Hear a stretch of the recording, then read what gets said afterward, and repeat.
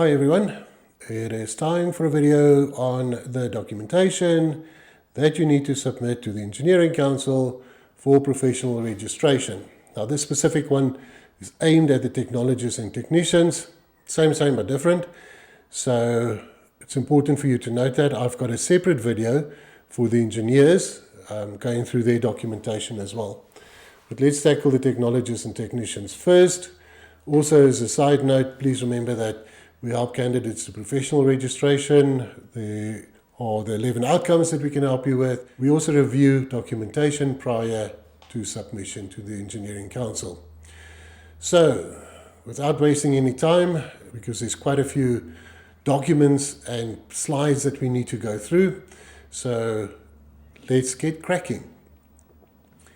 Right, the first slide that I would like to talk to is the windows of application. So ECSA now moved away from the first come first serve basis that we are so accustomed to, and they changed in 2024 to the windows. Now you've got 2 windows during the year and you need to apply during those windows, and that's the only time that you can apply. So you also can only apply via the portal, but I'll go into more detail on that through the slideshow.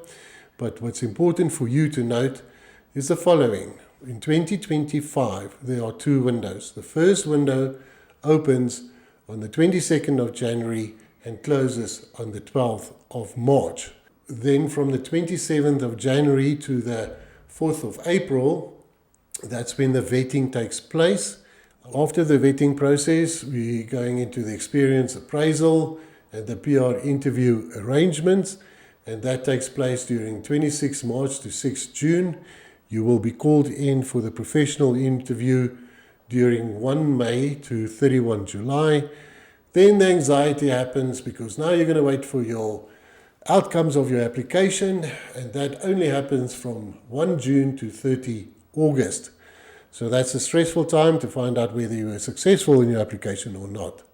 The second window, or second cycle shall we call it, opens on the 15th July and closes on the 30th of August. The vetting takes place between the 15th July to the 6th of September. And then we go into the experience appraisal and the PR interview arrangements. That will happen between 20 August and 26 September. Also a stressful time to find out whether you've been successful, and you can go through to the professional interview or the EA appraisal, which is a rather unpleasant interview. So you must try and avoid that one as far as possible. Then we go into the interview sittings. That's from the 1st of September to the 30th of November. Then we go into the stressful time again, application outcomes, whether you were successful or not. And that's during 17 November and 15 December.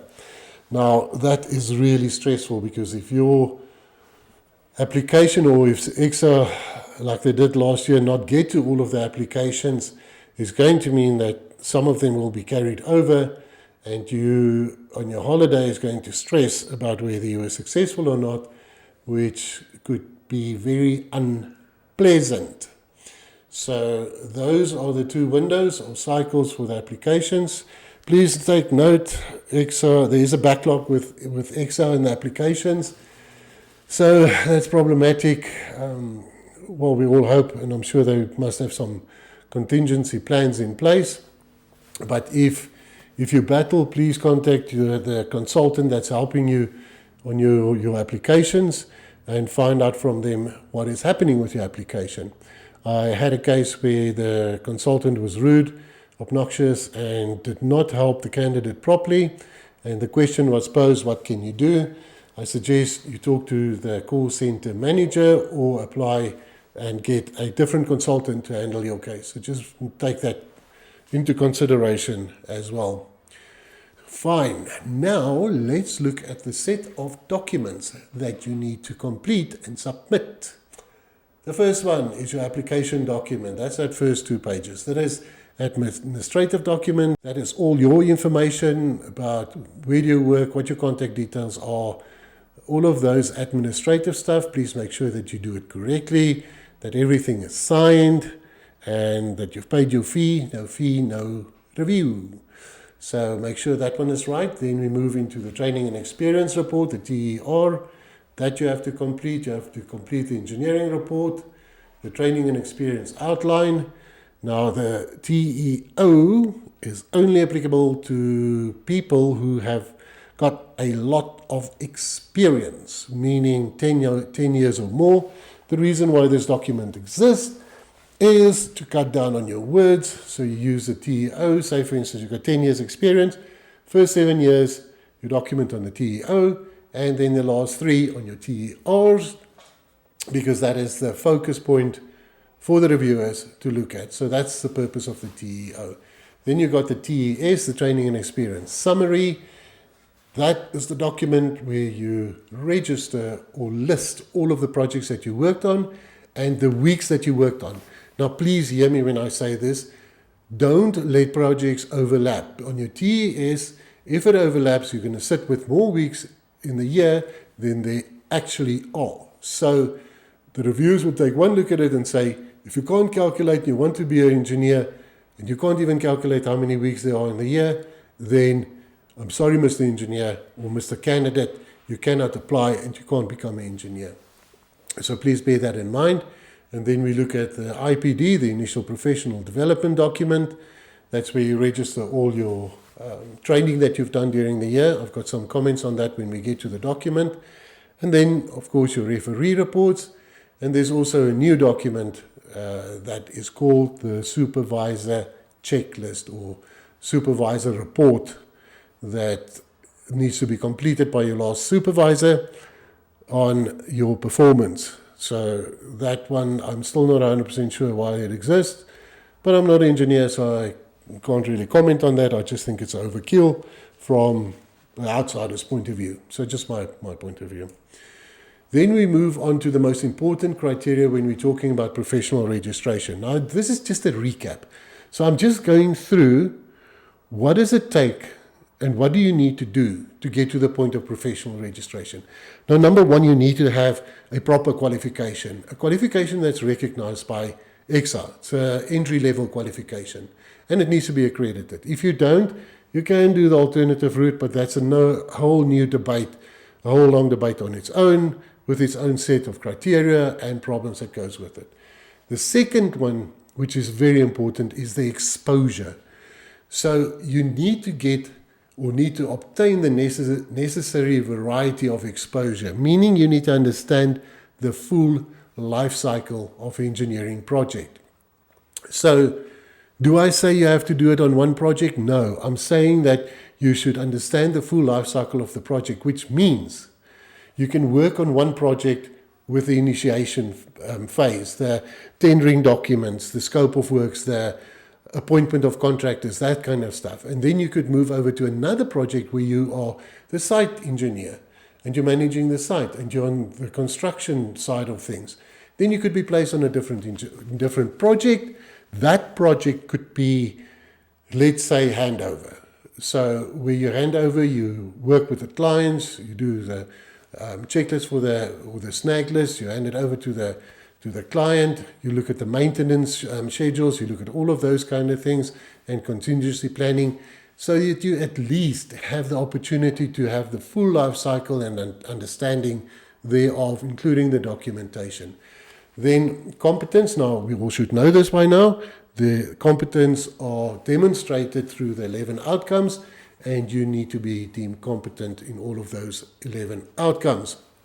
You should know them by now. If you don't, I've got a whole series on the 11 outcomes. Then we move on to the responsibility. You must also have obtained progressively more engineering responsibility. Remember, there's a document that shows this. It's from level A to level E. There's also a video on that, so you can go and check it out and see how you move from level A to E. I've also put some examples with that video file. Now, once again, it might be a bit of repetition, but bear with me. We're going to go through the documentation list. The first 2 pages of the application form for Technologists will be B1.1 and B1.2. For the technicians, it's C1.1 and C1.2. It must be fully completed and signed by yourself and commissioned by the Commissioner of Oaths. Then point number 2, be sure to nominate 3 referees. Now, this is a bit of a contentious issue here. There are 2 blocks on your application form and you will see it. Yet in the guideline documents, it still says you need 3 referees, but the latest update, you only need 2. For the sake of safety, rather use 3. You've got nothing to lose. So, and at least one of them must be registered as a professional engineering technologist or professional engineer. Then we get to the nomination of the referees. The referees need to complete a form called B for REF and C for REF for the technicians, and that needs to be submitted to ECSA separately from your application, and they send it to engineer@exa.co.za.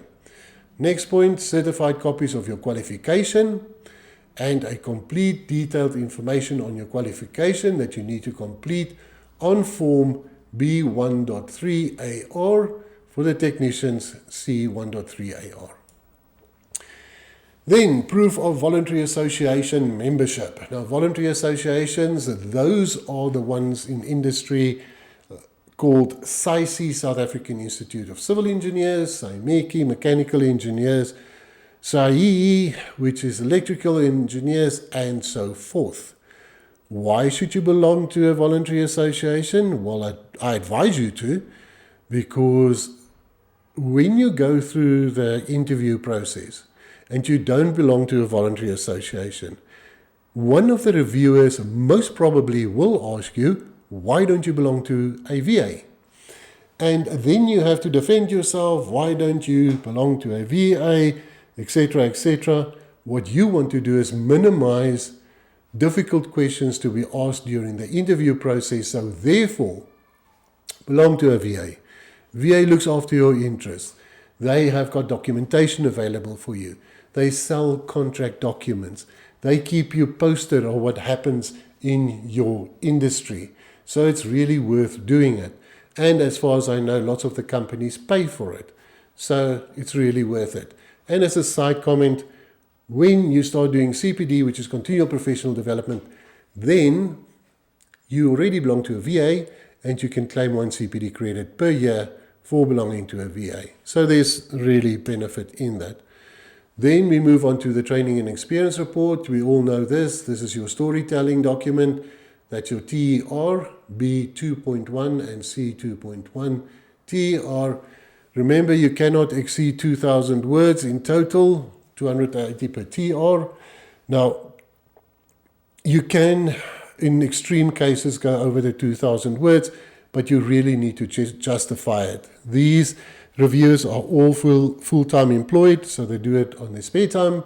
They're volunteers, and it sort of helps them if you don't have these bulky, long applications. So please bear that in mind.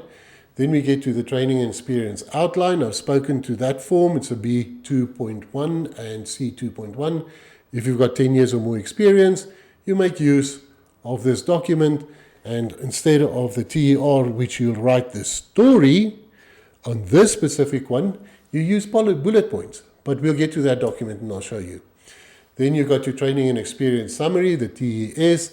Please, I'm going to repeat this right through the video. Make sure that you count your weeks correctly and that the total of your week's work is documented correctly. If they pick up that it's not, they're going to throw your application out. So if you've got overlapping projects, please not try and fit it in such a way that you either work your periods according to years or start and end date and state that you've worked on multiple projects during that time. A fully completed engineering report, very important. That is your showcase document where you illustrated how you've gone from 0 to hero, meaning being level A, exposed to the environment, and end up in level E, where you take full responsibility for all of your work done and projects same as a professional engineer, but you are not professionally registered. Only difference. And then the last one there is a complete your IPD form. We've spoken about it. I'll talk about it a little bit more. B5 IPD and C5 IPD form. Right? And then the last one will be the Supervisor Checklist that you also need to, well, that your last supervisor needs to complete. So now if you decide, cool, it's time for me to register and submit my documentation. So here's just some tips that you need to take into consideration. The supporting documents must be typed and must be marked clearly for the purpose of identification.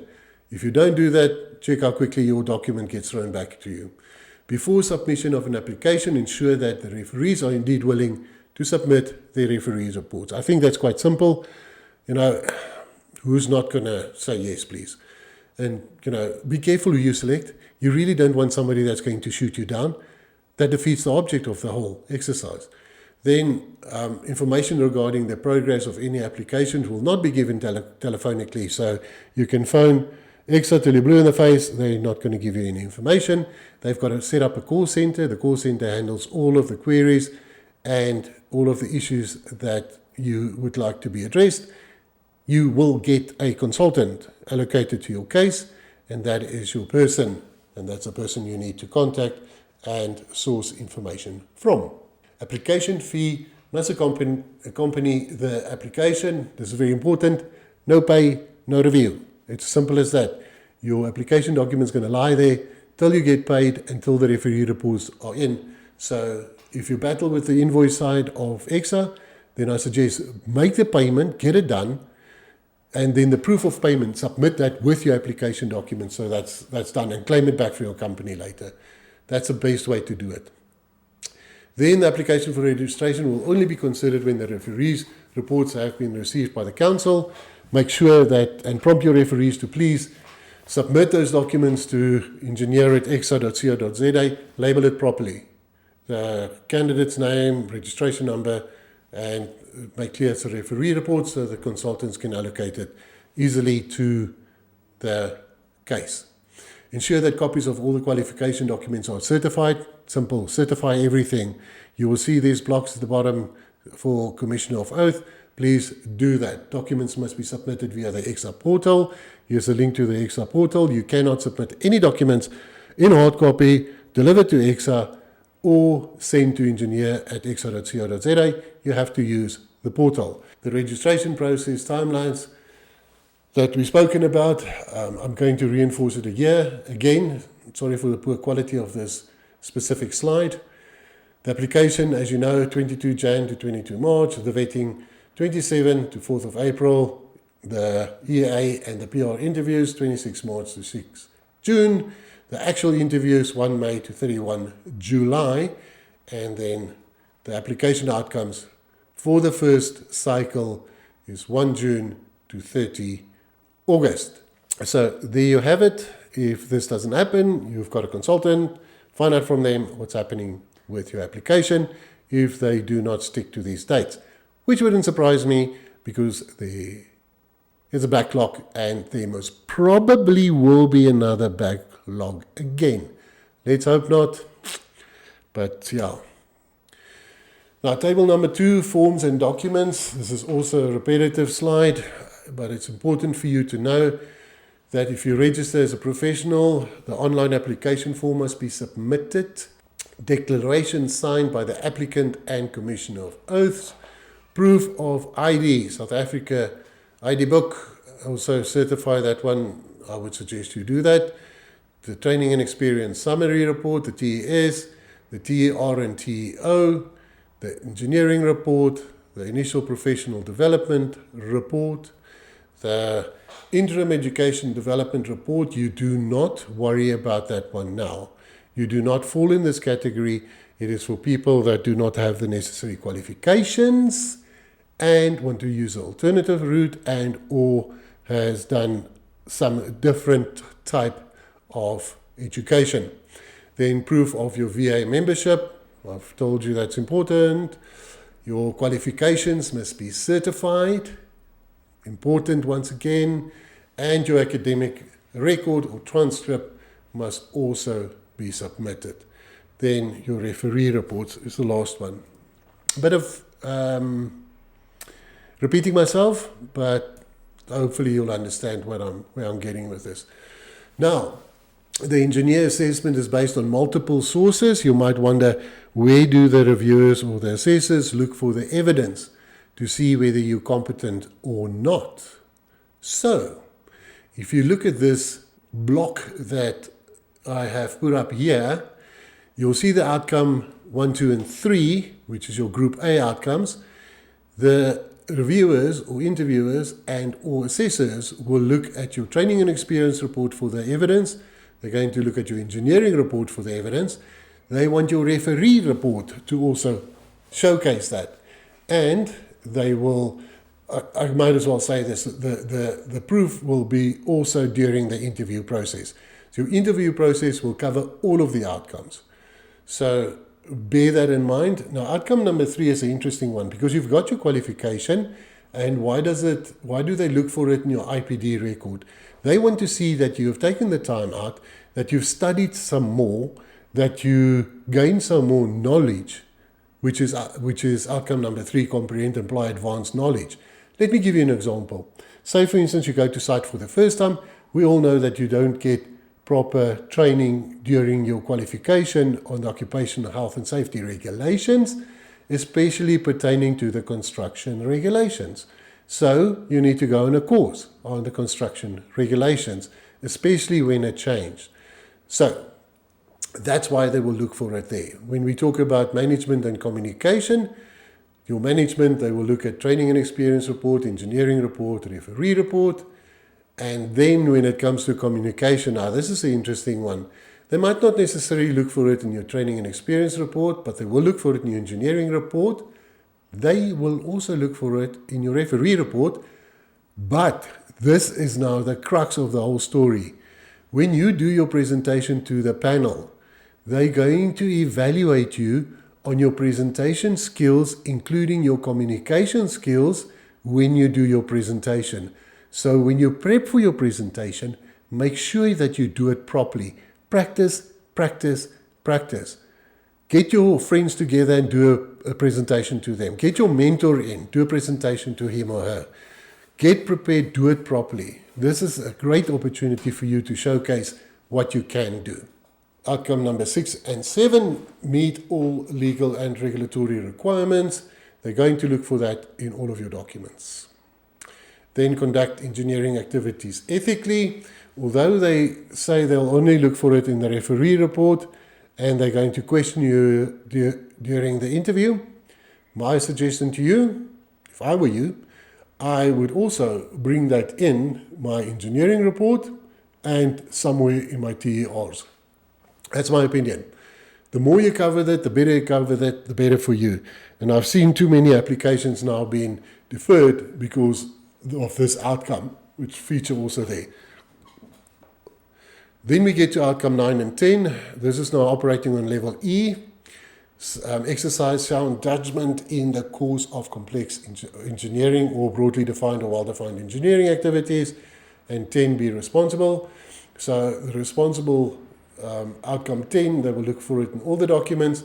Outcome number 9, not necessarily in the TER, but in your engineering report and referee report. Your sound judgment is also, I don't know, it comes out in your TERs anyhow. So although it's not ticked there, I strongly believe you can read it in the TERs as well. Then outcome number 11, undertake professional development sufficient to your field of practice. They will look for that in the referee report, and they will also look for that in your initial professional development document. You might ask the question, but what is a training and experience period? How do you work that one out? Well, this is how you do it. So a training and experience period ends when your work environment has changed, when a major task or project has come to fruition or completion. then you know that's the end of a period. So if you work on a project and it came to an end, and you're working on to a next project, then the TER ends.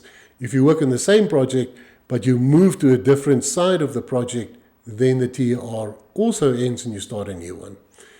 Then the type of work has changed. So if your scope of work has changed, then you also start a new TER. If you're in the design office and you move to site, that means after you've been in the design office, that's the TER end. Going to site, new TER. If your responsibilities or level or function have changed, for instance, as in a promotion. So if you've been promoted, that's also the end of a specific period or TER. You have changed employer, so if you move from one employer to another, that's another case. Or your training is interrupted, for instance, by study or prolonged illness, then you also have to document that, but that's the end of a specific period. Now, completing your TERs, your training and experience reports, demonstrate the integrated performance of the 11 outcomes at the level defined for each outcome. In the training and experience report, remember those forms that I said, B2.1 and C2.1, you should write it in first person, so we all know that by now. And for each period, you are expected to show. What do you need to show? Here we go, organogram. Now please, there's been a rumor a couple of years back that ECSA changed. You don't need an organogram anymore. Don't lend your ears out. That's absolute nonsense. If you're not sure about anything, contact me or people that are informed. They will tell you quickly that that is nonsense. So you need to have an organogram, show 2 levels above and 2 levels below, if it is possible. Remember, if you start out at level A, you're not going to have subordinates, you're not going to have people reporting into you, so you're going to have a flat structure of organogram. You're going to have 3 or 4 people above you, and you're going to be at the bottom. The nature of the training or experience, between 20 and 30 words, you need to write, what did you do? Your fundamental exposure. Then we look at the nature of the problems addressed. You've got 120 to 150 words. Here they would like to see the methods that you use, the methods of analysis, your thinking, the developing and solution, and also the evaluation of these problems that you have solved. They also would like to look at the management of materials, machines, manpower or money, contracts, all of those kind of things. You've got 40 to 50 words to prove your competence in that. Interaction with clients, stakeholders and other disciplines, 40 to 50 words. Health and safety considerations, 40 to 50 words. You need to talk to hazards and environmental considerations. Now remember, there are legislation like the Water Act, the Environmental Act, the Health and Safety Act, and you need to know and understand them. There's also various codes that you can bring in here. Describe your role and responsibilities. You've got 80 to 100 words to do that in. Evidence used to demonstrate competency. Training and experience report, that's where you tell your story. And obviously your training and experience outline as well, if you've got that a whole lot of experience. Provide a factual record of the main period. Factual, this is not fake it till you make it. Exercise, you keep to the facts and you reflect on your input and outputs, your work outputs during this time. So they want to look at the development from graduation all the way through to taking full responsibility for your work. So the reports are based on experience periods. Don't get confused, not projects. You get your experience from the projects. So when a project starts, you gain your experience, and when the project stops, then or your period's over, or the project ends, then your experience on that project ends. So then don't get confused and think that you need to structure your training and experience reports according to your experience, not projects. That's not correct, so don't get confused. Then your training and experience summary, I've spoken about this one. So it's a factual record of distinct phases of training and work experience during the applicant's career up to the time of application. If you look at your more mature engineers in the office, your mentors, supervisors, and those guys and girls, you will see that when they applied for professional registration, it was totally different from what we've got today. It was more of an investigating engineering problem requirement and judgment, which was more internal, if I can put it that way. Now it's moved to external by demonstrating the ability to define, investigate, and analyze engineering problems at a defined level, which is either complex, broadly, or well-defined. But that just gives you an idea that the whole situation has changed, and they did not have 11 outcomes. So you have got now benchmark outcomes that you need to be deemed competent in. Good. Now we're getting to the actual documentation. I think this is what you're really interested in. If you look at this specific document, it's registration as a professional engineer. This is the B2.1 Training and Experience Report.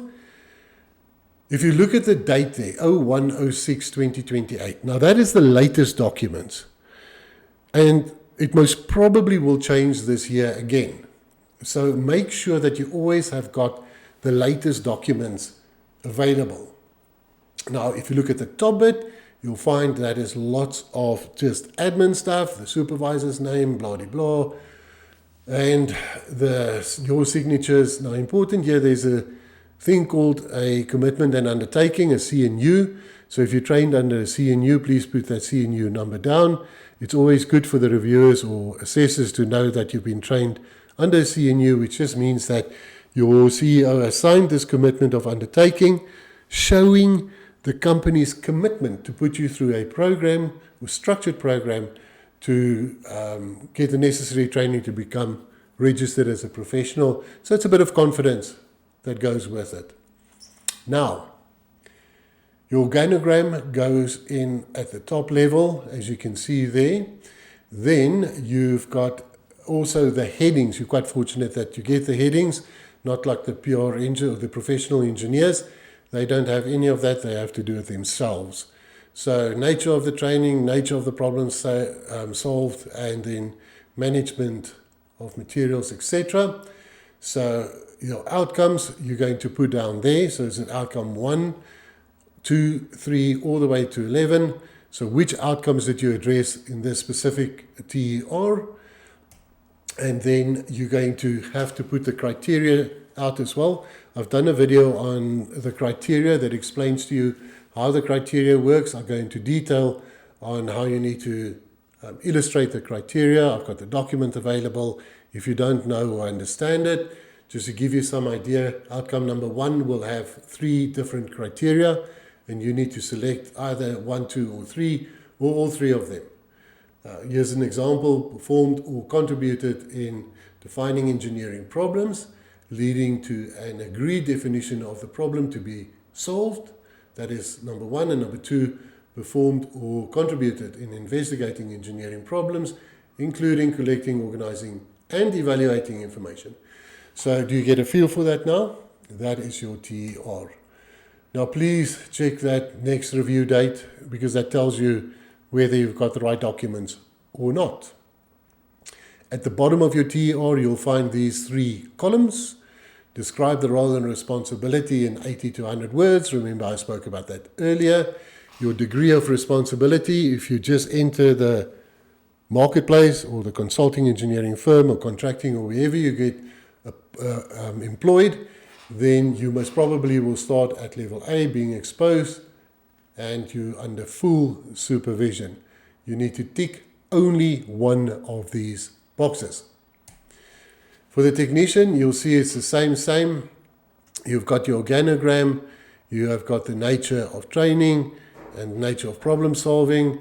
You can see that's different from the Technologist application, but not major. You just don't have the criteria. You still have at the bottom your role and responsibilities, your degree of responsibility. You also have to tick one there. Then we get to the TEO. Now, the training and experience outline. This document was designed for those people who have got a lot of experience And because you've got a lot of experience and you've got limited words that you can use, the TEO fills that gap. So let's say, for instance, you've got 10 years experience. First 7 years you document on your TEO and the last 3 on your TERs. So that's the best and simple way to explain it. The reviewers are keen to see what you've done for the last 3 years. You should be operating on level E already there, and you should take responsibility, and you should have covered all of the outcomes in your final 3 years. Now look, it takes on average about 5.5 years to get to professional registration, and there's lots of candidates that's got more experience than that most probably will use this document. The training and experience outline is used in bullet form format, using 10 to 13 bullets per TEO.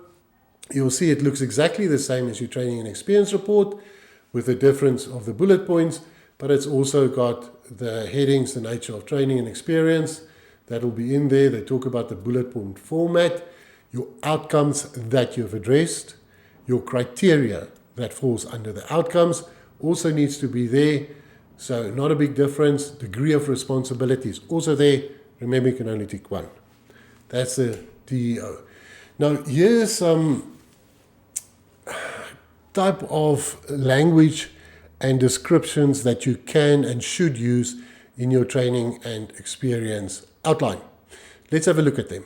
If we talk about the applicant's role and responsibilities, it should look something like this.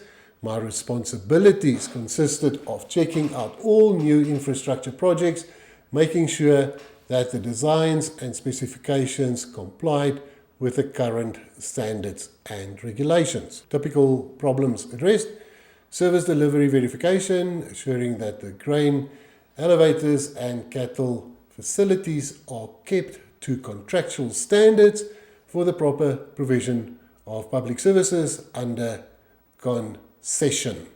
Soil movement calculations, verifications and costing. Responsibility for communication and documentation, giving the detailer the reinforcing details obtained from my design, and then checking the bending schedules and rebar layouts before issuing them to site. There's a footnote on the right side. Describe what you did, not the project. So please bear that in mind. Management responsibilities. I produce tender documents and bill of quantities for the tendering process. Another example, I supervise the implementation, works and construction phase.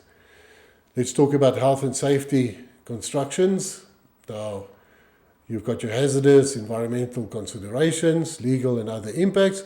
I undertook health and safety work inspections, assured that all services, treatments and works were developed complying with occupational health and safety standards and construction regulations issued in terms of the OSH Act. Moving along to the TES, the Training and Experience Summary. This is what the document looks like, B2.2, C2.2 as well. Now this is what I was talking about. There you need to document the weeks that you've worked. It's a self-explanatory document from to the weeks that you work details, your employer, position held, responsibility level. So now you have to add up all of those weeks, and then you're going to get to a total years and months, and that needs to balance. If it doesn't balance, they're going to throw it out. Hear me. If you go on a sabbatical or going to study further or any one of those, there's also provision made for it when the applicant is not engaged in training and experience towards registration. This period must reflect as follows, and there's space for you to document that. Completing the engineering report for the technicians, information and instructions for completing engineering report. Let's have a look at them. Use a B2.3 ER form. I've spoken about that by reporting in about 100 words per criterion under outcomes 1 to 11, using at least BTEC. We know BTEC's fallen away, but using the appropriate qualification and knowledge at level, responsibility level E. The report may cover conceptualization, design and analysis, specifications, tendering and adjudication, manufacturing, project and construction management, commissioning, maintenance, measurement and testing, and planning at a broadly defined level. Now remember, you need to know and understand what is a broadly defined level. If not, there will be a video produced on that. Then you need to cross-refer the item reported upon to the relevant evidence in the training and experience and TEO reports. So you're going to refer to the TER when you talk to a specific outcome. Use Appendix A of the discipline-specific guideline, the R02PT, to assist you. You don't have to do that. I've already created a video for that. You can go and have a look at it. Here's a link to the video, and that will explain it to you. Consult the information sheet. Look, this is quite important. I've gone through the information sheet, and there's so much information, good information there, that one should really look at. So don't be lazy, go through it, it's worth it. The ER must be of a nature that is representative of the engineering work done, illustrating your own role and strategies devised to make tasks successful. Once again, your input, what you have done. Then your supervisor must sign the report. Let's have a look at the engineering report. Luckily for you, there's a nice explanation of what a broadly defined engineering problem looks like. So go and read through that. So you will see there's nice headings here, the area of employment. Less than 15 words to do that. Dates undertaken from and to, engineering brief and the objectives. You have that at hand, you need to put it in here. Environment, is it consulting, contractual, construction, design, which environment are you operating in? You can operate in more than one, by the way. And then a short summary, state the engineering problems, and then the solutions that you came up with. You've got a short summary there. Then the budget of the projects, the minimum to the maximum, or even just the budget for that specific one you want to refer to. Now, you will also have in your engineering report a full list of all of the outcomes and the criterion. So you are lucky in this sense that this is already spelled out for you. So if you look at outcome number 1.1 is a criterion, and then all you need to do is populate the blank space there with your experience, and your period number is your cross-reference. There it says cross-reference to the B2.1 TER and the TEO. So that should not be that challenging. It's just your ability now to sell yourself, right language, right terminology when you complete this. You're also welcome to use illustrations, calculations. Calculations is good, but just make sure that you know them off by heart. You can use pictures. If you use pictures, just make sure that the pictures, you can use it in your TERs as well, that they comply with the OSH Act, that you don't have any construction workers without safety or PPE gear on. That could be problematic. The Supervisor Checklist, this is now a new form that you need to complete. This is what it looks like. The TER has already been signed off by the supervisor. For some reason, this is now a new document. I'm sure ECSA had some thinking behind this. I'm not sure why, but this is now a new form. There's unfortunately not a list to explain or a document that explains what needs to go in here, because they've got introduction, competence and skills, so performance and contribution. So I'm not 100% sure how this gets completed. I know it's been completed and people have submitted it, but it would have been nice if we had some kind of guidance on this one as well. Let's have a look at your checklist. Now, if you see any one of these outcomes in a deference letter, then you need to know why you got deferred. Outcome 1, 2, 3, theoretical and practical methods used to analyze and solve engineering problems encountered in the work.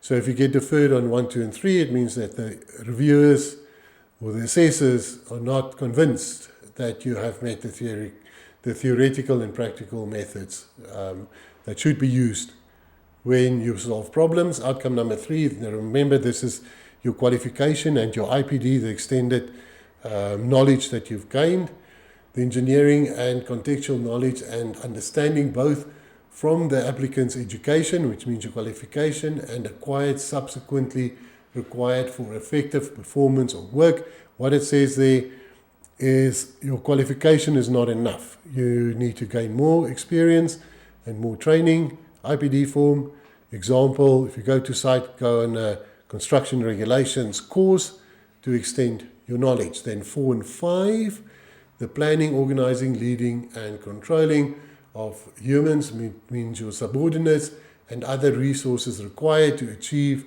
the goals of the engineering work.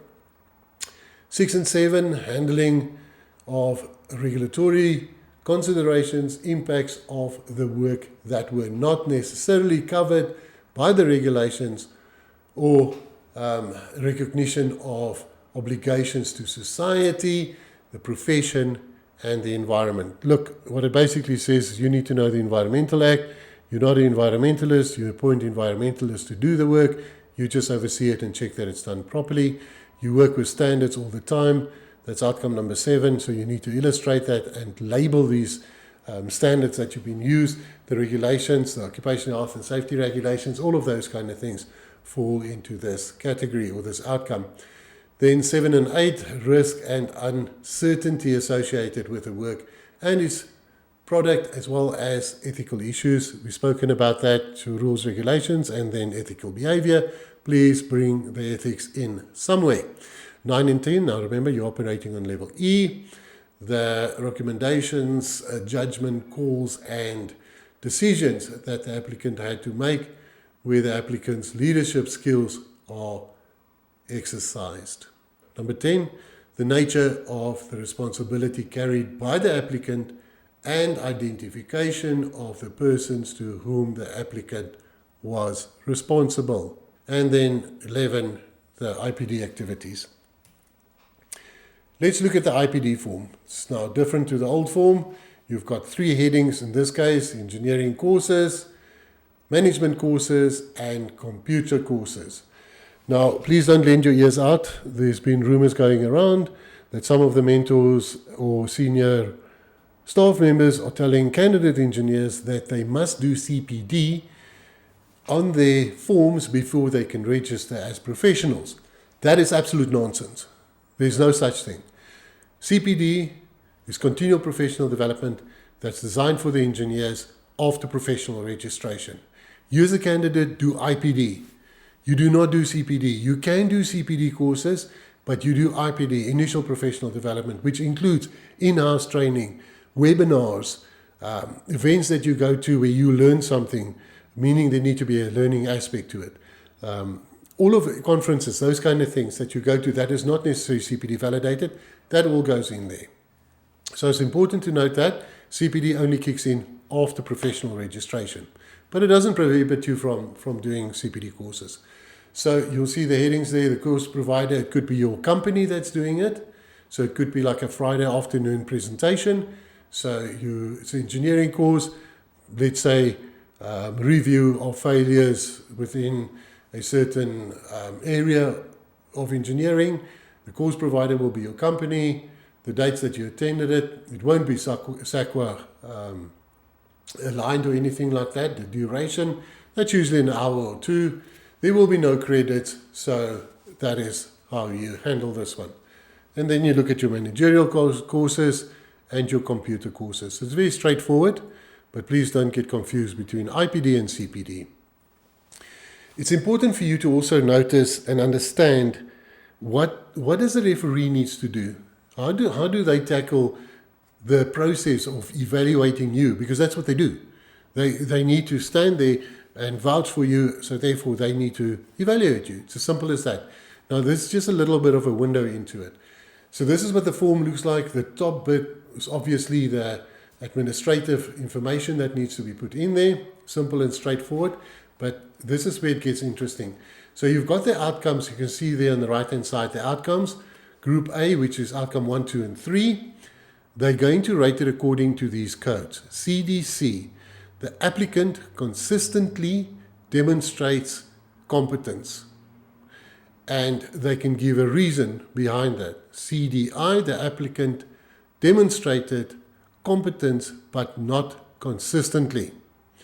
CNDD, the applicant has not demonstrated competence but is developing. Then CND, the applicant has not demonstrated competence, not good. Then X, I'm unable to comment.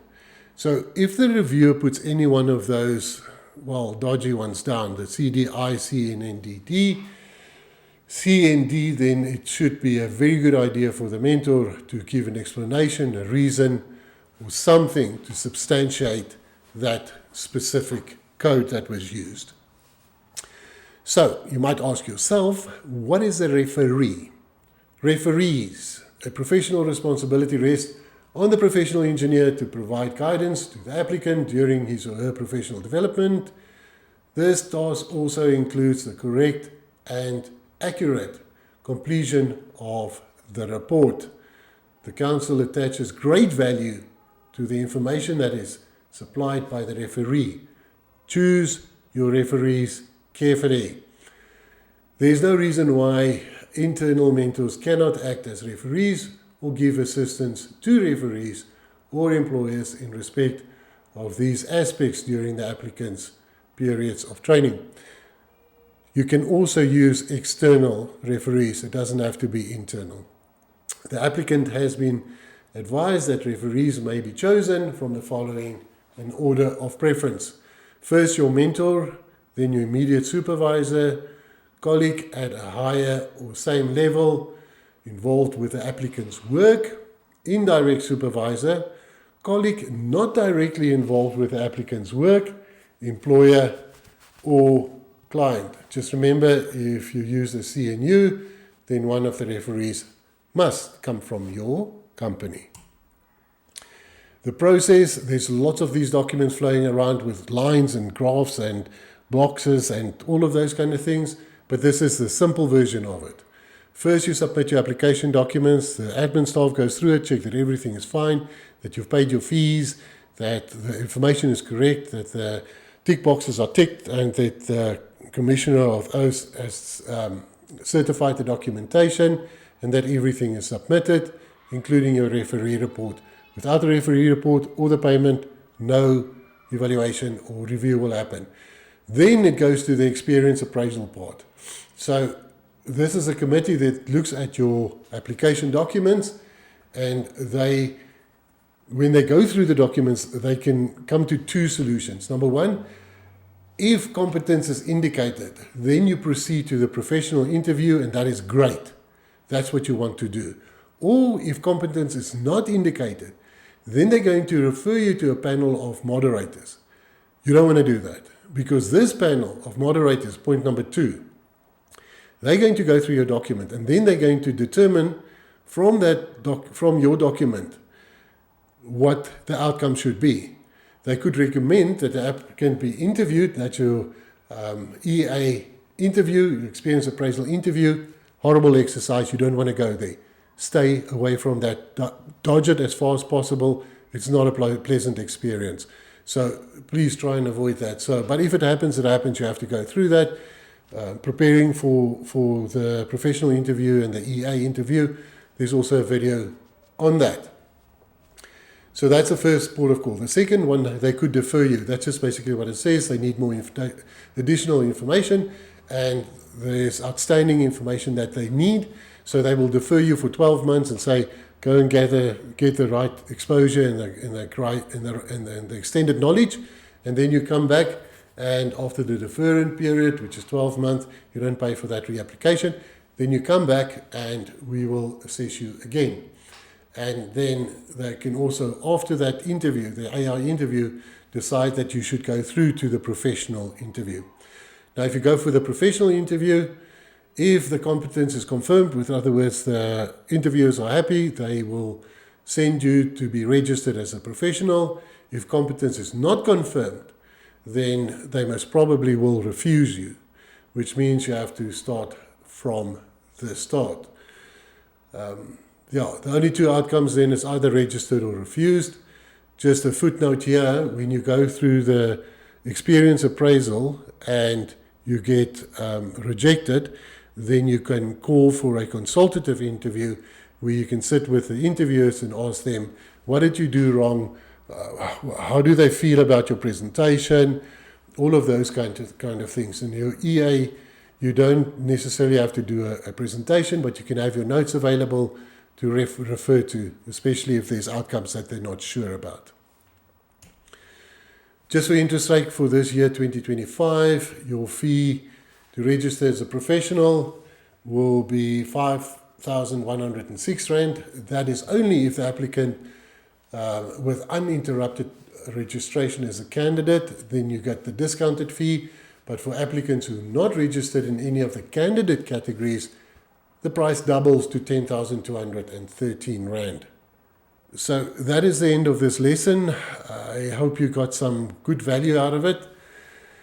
If you've got any questions, if you're not sure about anything, please contact me. We're here to help you. We will start producing, especially during this year, a lot of videos pertaining to your registration, competencies, outcomes, levels, advice, short little notes, in preparation for the interview process. How do you handle it when your application's been refused or deferred or rejected, and short little information sessions that might just help you. So good luck for this year. Good luck with your application documents. You've got enough information now to complete your documents successfully and submit it to ECSA.